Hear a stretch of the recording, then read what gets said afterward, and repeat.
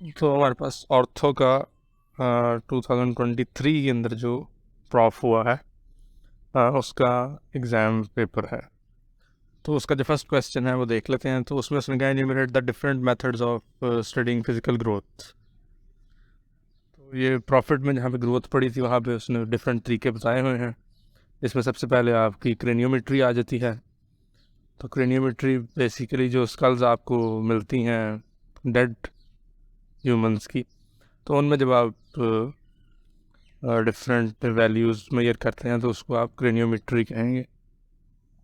Second method आपका आ जाता है एंथ्रोपोमेट्री। एंथ्रोपोमेट्री है कि लिविंग इंडिविजुअल्स के अंदर आप जो भी मेजरमेंट्स करेंगे तो वो एंथ्रोपोमेट्री कहलाएगी, यानी उसके सॉफ्ट टिश्यू के ऊपर से ही आप जो मेजरमेंट्स ले लेंगे।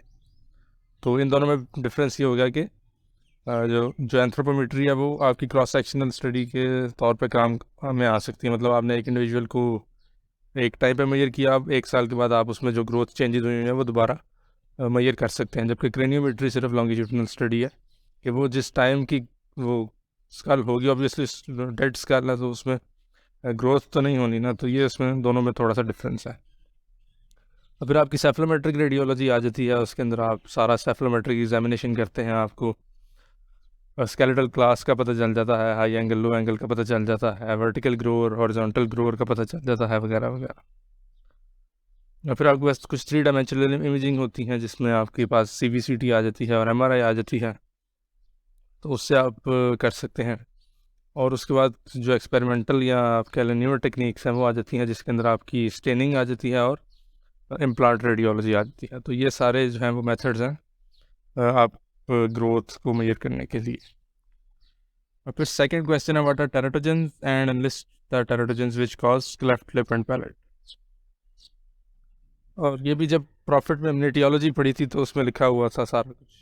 तो टेराटोजन बेसिकली कोई भी केमिकल या ऐसा सब्सटेंस है जो एम्ब्रियो की ग्रोथ के दौरान उसमें कोई डिफेक्ट प्रोड्यूस करेगा। तो उसके अलावा जो आप क्लेफ्ट लिप एंड पैलेट करते हैं उसके अंदर एस्पिरिन आ जाती है, सिगरेट स्मोक है जो हाइपॉक्सिया के थ्रू करता है, डायलैंटिन है, 6-मरकैप्टोप्यूरिन है, और ये आपके सारे हैं जो क्लेफ्ट लिप एंड पैलेट करवाते हैं। तो ये टेबल है, इसको में से बेसिकली आपने यही एक याद करना है कि क्लेफ्ट लिप एंड पैलेट कौन से करवाते हैं, या साथ आप ये याद कर लें माइक्रोसेफली वाले कौन से कॉजेज़ हैं। तो यही 2 इंपॉर्टेंट चीज़ें हैं इसके अंदर। और फिर थर्ड क्वेश्चन है कि child in mixed dentition stage was examined by an orthodontist for the evaluation of occlusal relationship of deciduous and permanent teeth. तो what is flush terminal relationship. तो इस पे हमने अलग से एक वीडियो में भी पढ़ा था इसको कि आपका जो डिसिजुअस मोलर्स का रिलेशन होता है, आप उससे परमानेंट मोलर्स का रिलेशन कैसे प्रिडिक्ट कर सकते हैं। तो सबसे पहले उसने पूछा ये पार्ट में कि फ्लश टर्मिनल रिलेशनशिप क्या होता है। तो वो सिंपल सी बात है, जब आपके अपर ई और लोअर ई का डिस्टल जो सरफेस होगा वो एक ही प्लेन में होगा तो उसको आप फ्लश टर्मिनल प्लेन कहते हैं।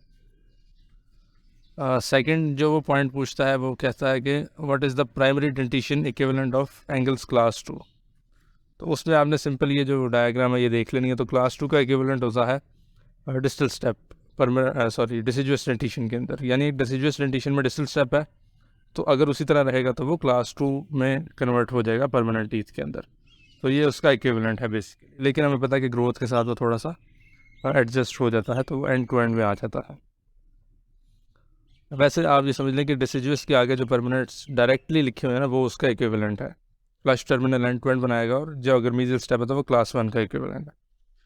और फाइनली वो थर्ड पार्ट में पूछता है how does the normal transition occur from flush terminal plane to class 1 relationship. तो इसमें आप अगर वो वीडियो देख लें सारी तो आपको उससे भी समझ आ जाएगी। वैसे ये होता है कि जो लीवी स्पेस होती है वो मैंडिबल के अंदर थोड़ी सी ज़्यादा होती है एज़ कम्पेयर टू मैक्सिला।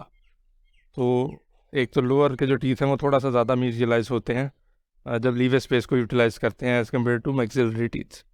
और दूसरा ये कि मैंडिबल की ग्रोथ जो है वो मैक्सिला की ग्रोथ के बाद भी कंटिन्यू रहती है। तो एक तो डिफरेंशियल ग्रोथ का आ जाता है, और दूसरा शिफ्ट ऑफ टीथ। इसकी वजह से जो लोअर टीथ होते हैं वो थोड़ा सा ज़्यादा मीजियलाइज होते हैं, थोड़ा सा ज़्यादा फॉरवर्ड शिफ्ट करते हैं, जिसकी वजह से जो आप कह लें कि डिजिटल सरफेस एक ही प्लेन में होती है, वो फिर लोअर की थोड़ी सी आगे चली जाती है और क्लास 1 बना देती है, जिसमें आपका अपर का जो अब मीजियो बकल कस्प होता है वो लोअर की बकल ग्रूव के अंदर इंक्लूड कर रहा होता है फर्स्ट मोलर्स का ऑब्वियसली। तो ये सिंपल सा क्वेश्चन था। फिर नेक्स्ट क्वेश्चन है कि 12-year-old girl presented to the orthodontic department with excessive tonic contraction of the neck muscle on one side. तो what is the name of the anomaly of the muscle dysfunction. तो पहले तो आपको muscle identify करना पड़ेगा कि किस muscle की एनोमली हो गई है। तो बुक के अंदर उसने बेसिकली 2 मसल्स बताए हैं जिसकी कंट्रैक्शन की वजह से ग्रोथ में प्रॉब्लम हो सकती है। एक उसने मैसेटर बताया हुआ है और एक स्टर्नोक्लेडोमास्टोइड बताया हुआ है। तो यहाँ पे क्योंकि उसने कह दिया है कि नेक के मसल में ज़्यादा कंट्रैक्शन है, तो इसका मतलब है कि स्टर्नोक्लेडोमास्टोइड की बात हो रही है। तो उसकी कंट्रैक्शन की एनोमली को क्या कहते हैं, पहले जो क्वेश्चन है पार्ट है उसमें उसने ये कहा पूछा हुआ है, तो उसको हम टॉर्टिकोलिस कहते हैं। और सेकंड पार्ट में उसने पूछा है which muscle of the neck is affected primarily, तो उसका आंसर हो जाएगा स्टर्नोक्लेडोमास्टोइड। और थर्ड पार्ट में उसने कहा है कि what will be the appearance of the patient on the anterior view, यानी अगर आप पेशेंट को सामने से देख रहे हैं तो आपको उसके अंदर क्या फीचर्स नज़र आएंगे इस डिज़ीज़ के। तो उसमें सबसे पहले तो ये आ जाएगा कि एक साइड पे थोड़ा सा हेड टिल्ट हुआ हुआ होगा क्योंकि उस साइड पे उसकी कंट्रैक्शन थोड़ी सी ज़्यादा है। और फिर ये है कि अगर तो वो ज़्यादा पुरानी बात है, जैसे उसने यहाँ पे क्वेश्चन में जो पिक्चर आपको दिखाई है प्रॉफिट के अंदर, उसमें उसने लिखा हुआ है कि 1 ईयर की जब ये थी तो उसमें इसकी जो नेक मसल थी उसको उसने सर्जरी से रिलीज़ किया था, लेकिन उसके बावजूद भी फेशियल एसिमेट्री बन गई है। तो यहाँ पे जो पेशेंट है वो 12-year-old है, तो ऑब्वियसली इसके अंदर डिफॉर्मिटी थोड़ी सी ज़्यादा होगी, फेशियल एसिमेट्री ज़्यादा होगी। तो एक साइड पे उसका हेड जिस साइड का भी स्टर्नोक्लेडोमास्टोइड एक्सेसिव कंट्रैक्शन शो कर रहा है उस साइड पे थोड़ा सा टिल्ट हुआ होगा, और उस साइड पे ऑब्वियसली सारी उसकी फेशियल एसिमेट्री होगी। और एसिमेट्री सिर्फ मैंडिबल तक नहीं होगी, जिस साइड पे भी आपका जो मसल है वो प्रॉब्लम कर रहा है वो साइड सारी ही रिलेटिवली डेफिशिएंट लग रही होगी as compare to the other side. वो कहता है जिस तरह आपकी सर्जरी के बाद अगर स्कारिंग हो जाए और उसके बाद आपकी ग्रोथ प्रॉपर नहीं होती किसी एरिया की, सेम इसी तरह से आपका स्टर्नोक्लेडोमास्टोइड अगर मतलब कंट्रैक्शन कर रहा हो तो उस साइड को सारे को इफेक्ट करेगा। और उसके साथ फुलनेस ऑफ चीक भी आप कह सकते हैं कि अफेक्टेड साइड पे आपको शो होगी। तो एक तो हेड टिल्ट हुआ है, दूसरा फेशियल एसिमेट्री है, तीसरी आपकी फुलनेस ऑफ चीक्स है, वो भी आपको पिक्चर में शो हो रही है। तो ये उसके सामने से देखने से जो फीचर्स हैं वो हो गए। फिर उसने नेक्स्ट जो क्वेश्चन है वो सेफलोमेट्रिक रीडिंग्स के रिलेटेड है। तो उसमें वो कहता है 11-year-old boy presented to the orthodontic clinic for treatment his cephalometric recordings. अब उसमें से आपने वैल्यूज़ देखनी है और उसको एंड पे डायग्नोसिस बताना है सिर्फ। तो सबसे पहले उसने कहा SNA जो है वो 83 है, और उसके बाद उसने कहा ANB जो है वो 8 है। तो इससे हम सिंपली SNB जो है वो कैलकुलेट कर सकते हैं। तो उसमें सिंपल सी बात है कि SNA आपका 83 उसने दिखाया हुआ है, तो उसमें से ANB को अगर माइनस कर दे तो आपके पास SNB आ जाएगा। तो माइनस करने के बाद अगर आप उसको देखें तो 75 वैल्यू आ जाएगी। तो अब इसमें से आपने देख लेना है कि एनॉमली किसके अंदर है। SNA की नॉर्मल वैल्यू आपके पास होती है 82 ± 2, तो SNA इसने 83 दिया हुआ है तो वो नॉर्मल है, जबकि SNB की नॉर्मल वैल्यू आपके पास होती है 80 ± 2 और वो 75 है आपके पास। तो ANB 8 आपका शो कर रहा है कि क्लास 2 है, यानी 4 से ज़्यादा जो हो जाए वो क्लास 2 होगा। और 0 to 4 आपकी नॉर्मल वैल्यू उसकी हो गई, 4 से ऊपर क्लास 2 है और माइनस के अंदर आपका क्लास 3, तो ये क्लास 2 को शो कर रहा है। और उसकी रीज़न आपके पास आ गई कि SNB क्योंकि शॉर्ट है तो मैंडिबल की डेफिशिएंसी की वजह से आपका क्लास 2 बन रहा है। तो ये आपकी जो सैजिटल एनालिसिस होगा उसका डायग्नोसिस बनेगा। फिर उसने आपको वर्टिकल की कुछ वैल्यूज़ दी हुई हैं, उसके अंदर उसने सबसे पहले MMA की वैल्यू दी है 30। MMA नॉर्मल होता है 25 ± 4, तो ये थोड़ा सा ज़्यादा है, उससे 1 डिग्री नॉर्मल वैल्यू से ज़्यादा आ रहा है। फिर उसने SN मैंडिबुलर प्लेन एंगल की वैल्यू दी है, वो आपकी है 38 दी है उसने, तो वो आपकी नॉर्मल होती है 32 ± 4, तो ये भी नॉर्मल से ज़्यादा है। और फाइनली उसने इस एनालिसिस में Y एक्सिस की वैल्यू दी है, वो 72 दी है उसने, तो ये भी आपकी 66 ± 4 होती है, तो ये भी नॉर्मल से ज़्यादा आ रही है। तो ये ओवरऑल आपका हाई एंगल केस बन रहा है। ये आपका वर्टिकल एनालिसिस का जो है डायग्नोसिस बनेगा। और फाइनली उसने टीथ इंक्लिनेशंस दी हुई हैं। तो अपर इंसाइजर टू एस एन जो वैल्यू है वो 95 दी हुई है, जबकि नॉर्मली 102 प्लस माइनस 5 होती है। तो अपर जो इंसाइजर है वो रेट्रोक्लाइन हुआ है, और लोअर जो इम्पा की वैल्यू उसने दिया है वो 102 है, जबकि वो नॉर्मली 90 प्लस माइनस 5 होती है। तो लोअर जो है वो इंसाइजर्स प्रोक्लाइन हुए हैं। तो ये सिंपल आपकी कंपनसेशन को शो कर रहे हैं, जो कि डेंटल कंपनसेशन को शो कर रहे हैं, जो कि क्लास 2 के अंदर आपके प्रेजेंट होती हैं कि अपर जो है वो थोड़े से रेट्रोक्लाइन हो जाते हैं और लोअर जो है वो थोड़े से प्रोक्लाइन हो जाते हैं, ताकि जो नॉर्मल ओवरजेट है वो अटेन हो सके। तो डायग्नोसिस आपका सिंपल सा ये बन रहा है कि स्केलेटल क्लास 2 है ड्यू टू मैंडिबुलर डेफिशिएंसी या मैंडिबुलर रेट्रोग्नेथिज्म कह लें आप इसको। It is a high angle case with retroclined upper incisor and proclined lower incisor. तो ये आपका सिंपल सा इसमें डायग्नोसिस बन जाएगा। अब फिर उसने नेक्स्ट पूछा है, you have traced the cephalometric radiograph of an orthodontic patient for the evaluation of malocclusion and underlying disproportion. Write the normal values of SNB, ANB, y-axis SN9, mandibular plane angle, upper incisor SN and impa angles। तो सिर्फ आपको normal values याद होनी चाहिए इसके लिए। तो SNB आपकी 80 प्लस माइनस 2 होती है, ANB आपकी 0 to 4 होती है, जो कि SNA और SNB को माइनस करके आती है। y-axis आपकी 66 प्लस माइनस 4 होती है। SN और M जो मैंडिबुलर प्लेन है वो आपकी 32 प्लस माइनस 4 होती है। अपर इंसाइजर टू SN आपकी 102 प्लस माइनस 5 है, और इम्पा जो है वो 90 प्लस माइनस 5 है। तो ये सिंपल आपको वैल्यूज़ याद होनी चाहिए और एक क्वेश्चन आपका कंप्लीट हो जाता है। अब फिर वो कह रहे हैं, in clinical orthodontics all possible approaches are used to control the anchorage in orthodontic patients to avoid unwanted dental movements to achieve optimal results. यानी वो एंकरेज से रिलेटेड कह रहा है।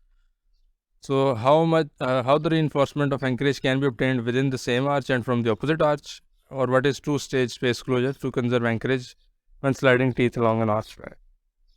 तो बी पार्ट जो है उसका सिंपल सा पहले वो देख लेते हैं। तो सिंपल ये है कि जब आपने वो कह रहा है टू स्पेस क्लोजर क्या होता है। फॉर एग्जांपल आपने 4 एक्सट्रैक्ट किया, अब आपने एंटीरियर्स को स्पेस के अंदर पीछे लेके आना है।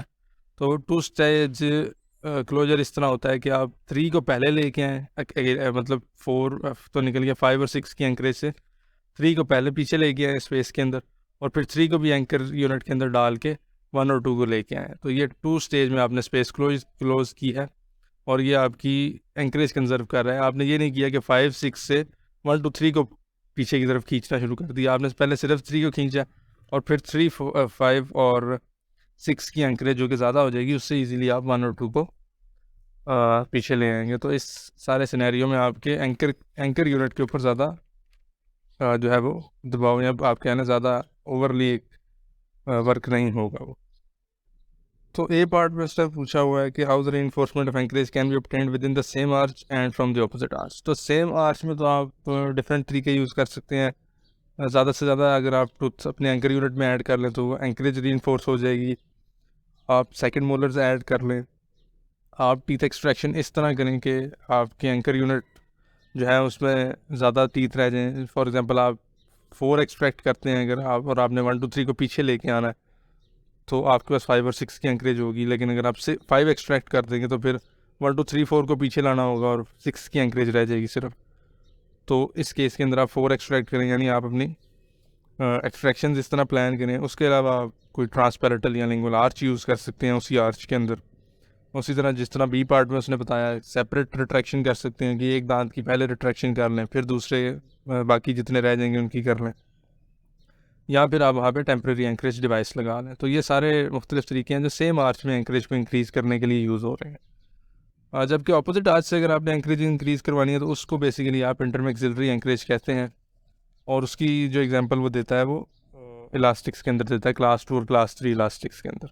तो उसमें ये होता है कि आप एक साइड के इंटीरियर्स को मतलब अगर अपर के इंटीरियर्स हैं तो उनको आप इलास्टिक से अटैच कर देते हैं लोअर के पोस्टीरियर्स के साथ। तो उसमें ये होता है कि वो अपर के जो होंगे वो थोड़े से पीछे की तरफ आएंगे, यानी रिट्रैक्ट होंगे, और जो थोड़ी सी फोर्स आपके लोअर के पोस्टीरियर्स पे लगेगी वो मीजियलाइज होंगे। तो ओवरऑल इफेक्ट ये आएगा कि आपका एक तो क्लास 1 बन जाएगा, दूसरा ओवर थोड़ा सा ठीक हो जाएगा। इसी के ऑपोजिट आपका क्लास 3 हो जाएगा कि अपर पोस्टीरियर्स में आपका इलास्टिक लगेगा और लोअर एंटीरियर्स के अंदर आके वो अटैच होगा। तो क्योंकि आपकी मूविंग यूनिट और एंकर यूनिट ऑपोजिट आर्च के अंदर है तो ये इंटरमैक्सिलरी एंकरेज हो जाएगी। इसी को आप बेकर्स एंकरेज भी कहते हैं।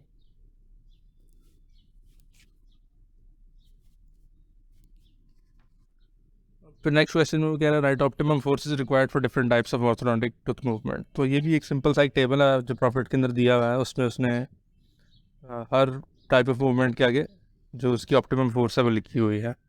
तो इसको सिंपल सा याद कर लें तो ओके हो जाएगा। याद करने का आसान तरीका ये है कि टिपिंग आपकी 35 to 60 ग्राम फोर्स रिक्वायर करती है, जबकि बॉडीली मूवमेंट जो है वो इससे एग्जैक्टली डबल हो जाएगी। 35 का डबल 70 कर लें, 60 का डबल 120 कर लें, यानी टिपिंग को हाफ द फोर्स चाहिए as compare to bodily movement. फिर रूट अप राइटिंग को आपकी जो फोर्स चाहिए वो 50 to 100 है। रोटेशन 35 to 60 है, एक्सट्रूजन भी 35 to 60 है, और इंट्रूजन जो है वो उसको इस तरह याद रखेंगे, उसको लीस्ट अमाउंट ऑफ फोर्स चाहिए तो वो 10 to 20 है।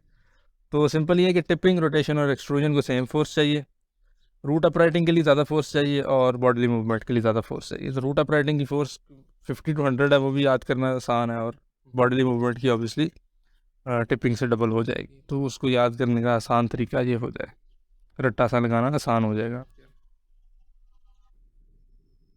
नाइन्थ क्वेश्चन है फिर कि what is straight wire appliance और how first, second and third order bends are compensated in straight wire appliance. तो इस पर भी जो बी पार्ट है उस पर तो सेपरेट वीडियो बनी हुई है जिस पे आपको बताया गया कि जो तीनों ऑर्डर ऑफ बैंड्स हैं वो स्ट्रेट वायर में कैसे कंपनसेट होते हैं। जो ए पार्ट है what is straight wire appliance, वो सिंपल ये है कि पहले ये होता था कि ब्रैकेट्स के अंदर कोई इनकॉर्पोरेटेड नहीं होते थे बैंड, यानी टिप्स और टॉर्क्स इनकॉर्पोरेटेड नहीं होते थे। आपको जो वायर उसके साथ लगा रहे होते थे उसी को बेंड करके अपने जो मतलब पोजीशन है, डिज़ायर्ड पोजीशन, उस पर अपने दांतों को लेके आना पड़ता था।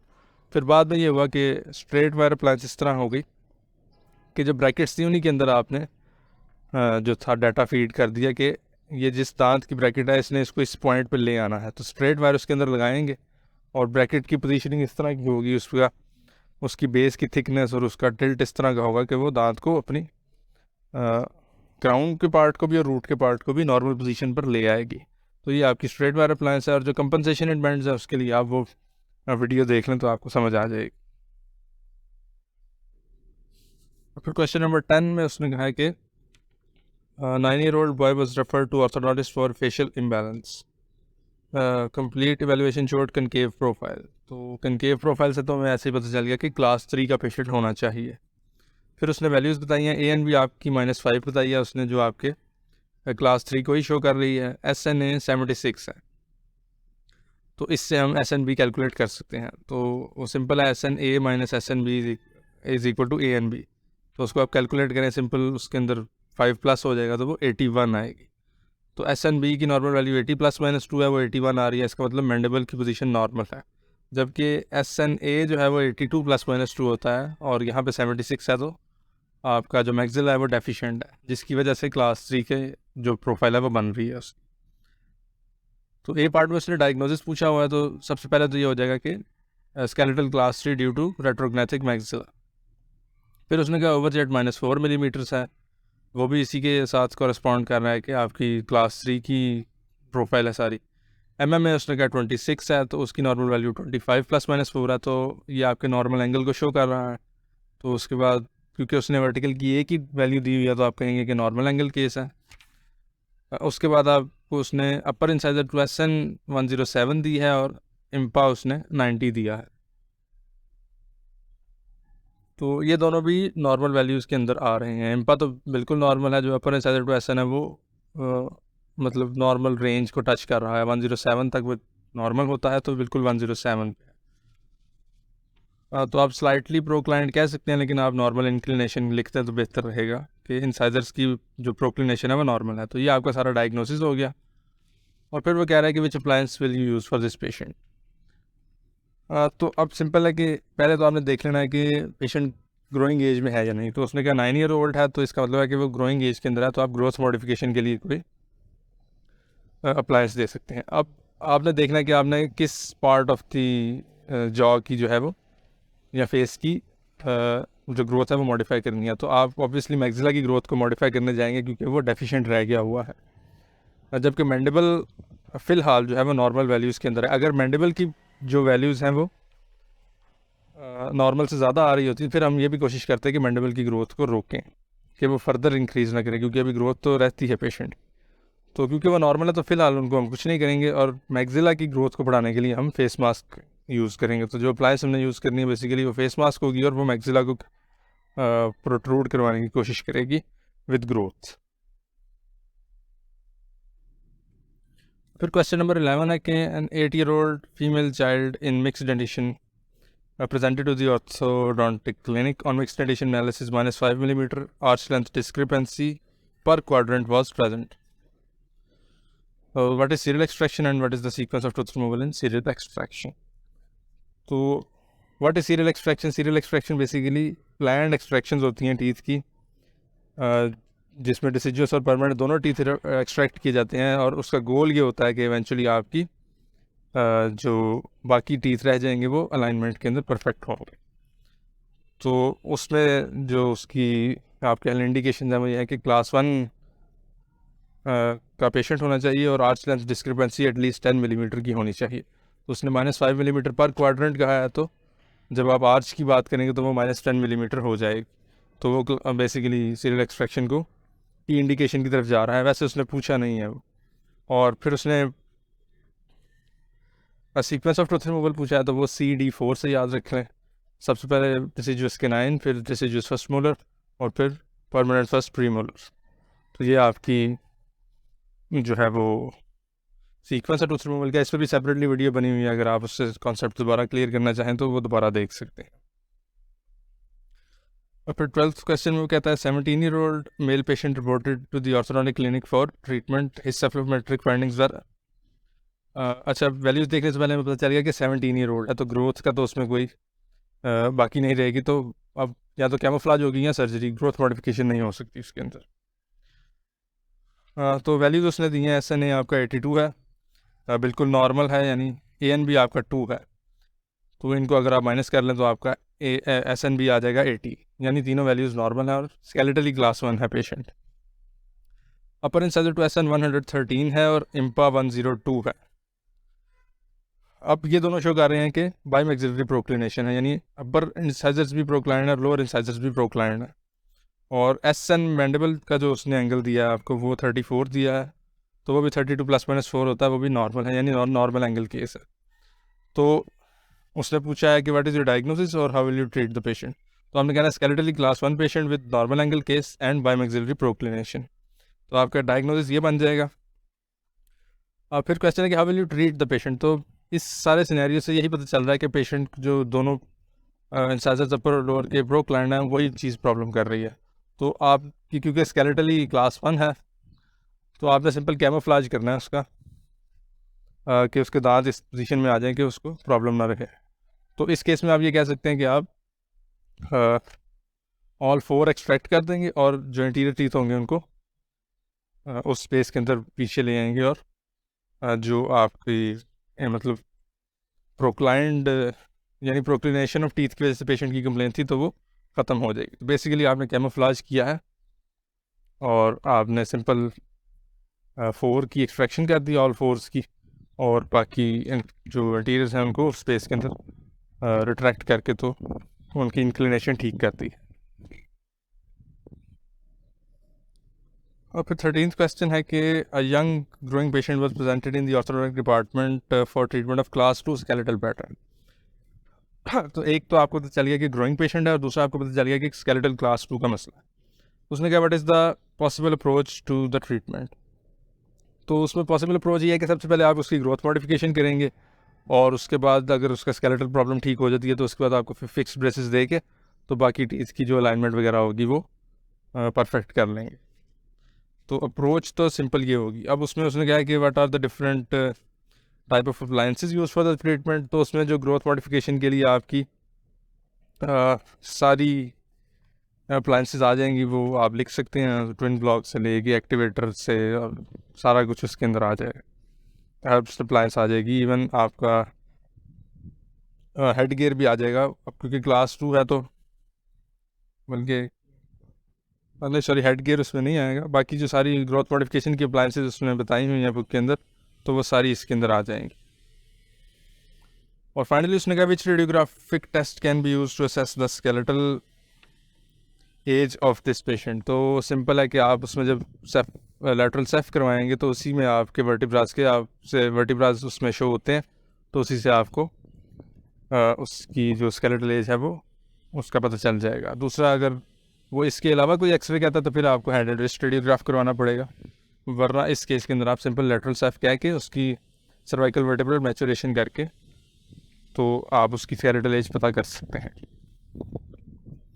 फिर वो कहता है what is fetal alcohol syndrome और what are its discriminating feature. और तो फीटल अल्कोहल सिंड्रोम ये है कि ड्यूरिंग प्रेगनेंसी अगर जो मदर है वो ज़्यादा अल्कोहल यूज़ करती है तो जो उसके इफ़ेक्ट्स न्यू बॉर्न के ऊपर आएंगे तो उसको ओवरऑल फीटल अल्कोहल सिंड्रोम कहा जाता है। और उसके जो डिस्क्रिमिनेटिंग फीचर्स हैं वो उसने यहाँ पर बताए हुए हैं। Short palpebral fissures, flat mid face, short nose, indistinct philtrum और थिन अपर लिप, ये उसके डिस्क्रिमिनेटिंग फीचर्स हैं। तो ये आपने सिंपल याद करने, तो इससे ये वाला क्वेश्चन भी कवर हो जाएगा आपका। और जो लास्ट क्वेश्चन है उसने कहा orthognathic surgery was planned for in a 21-year-old female patient to achieve facial aesthetics and a functionally optimum occlusion. What are the possible directions of mandibular and maxillary movements with orthognathic surgery? तो maxilla की बात करें तो उसमें जो movements possible हैं उसमें उसको अपवर्ड भी मूव किया जा सकता है, डाउनवर्ड भी मूव किया जा सकता है, फॉरवर्ड भी और बैकवर्ड भी। और मैंडिबल के अंदर फॉरवर्ड और बैकवर्ड यूजुअली मूव किया जाता है, अपवर्ड डाउनवर्ड नहीं हो सकता। लेकिन सिर्फ चिन के पार्ट को आप अपवर्ड मूव करवा सकते हैं उसकी थोड़ी सी सेक्शन करके। तो जो पॉसिबल मूवमेंट्स हैं वो तो ये हो गई। Which of these movements is most stable, तो उसमें एक टेबल मिलता है जिसमें उसने बताया हुआ है। तो जो मैक्सिला को आप सुपीरियर मूव करवाते हैं वो आपकी सबसे स्टेबल ऑर्थोग्रांथिक सर्जरी होती है, यानी उसमें रिलैप्स के चांसेस सबसे कम होते हैं। उसके बाद जो सेकंड नंबर पे आएगी वो आपकी फॉरवर्ड पोजीशनिंग ऑफ मैंडिबल होगी। तो basically which of these movements is most stable अगर वो कह रहा है तो आप सिंपल कहेंगे कि superior movement of the maxilla is most stable. तो ये आपका जो सारा एग्ज़ाम पेपर है वो डिस्कस हो गया।